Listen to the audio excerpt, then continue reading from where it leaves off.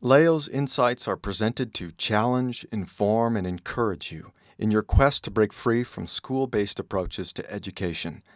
Building upon a foundation of unschooling, we sincerely hope these insights help you to consider how education can be truly unlimited.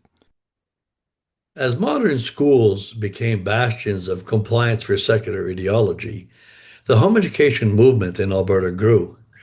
Wanting to preserve their faith from erosion, many parents chose to escape schooling, entrusting dedicated home education providers to support their programs, as parents believed these providers held the common objective of faith in God. However, with home education being funded in Alberta, the character of home education began to transform from being more of an industry than a ministry, as nearly every school began providing for home education with the intent of increasing cash flow. Along with the increasing number of home education providers came the natural advancement of public curriculum. Taking advantage of parental ignorance and its associated fears, the normalization of secular programming started to win the day as many of the formerly dedicated faith based providers began to offer government programs. The two primary motivations for doing so should be obvious.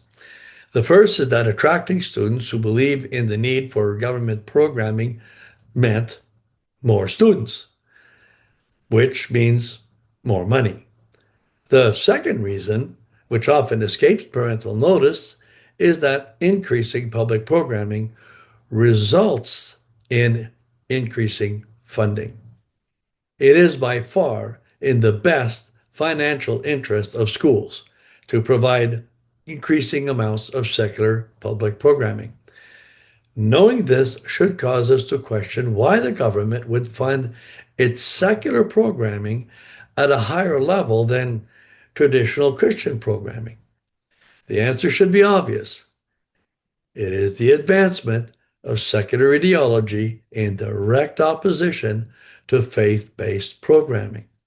Exposing that schools have always had a hidden agenda of compliance towards something, and that modern day schools aim to instill compliance within a godless secular society, begs us to question why any home education board or parent would want to bring that ideology home. If parents are keeping their children home to assure compliance with God's will, why would any believer, whether board or school, want to use curricular programs in direct opposition to that goal?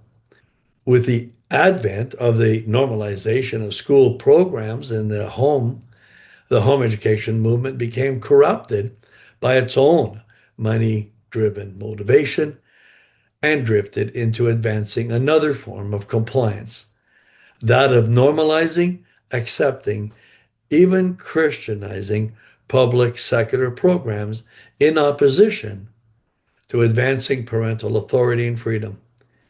Parents need to beware of being drawn in the opposite direction of their original motivation of obeying God. We trust you were blessed by today's presentation. For more helpful information to guide you in your home education journey, please visit educationunlimited.ca and leogaumont.com. Be sure to like us and share us on Facebook.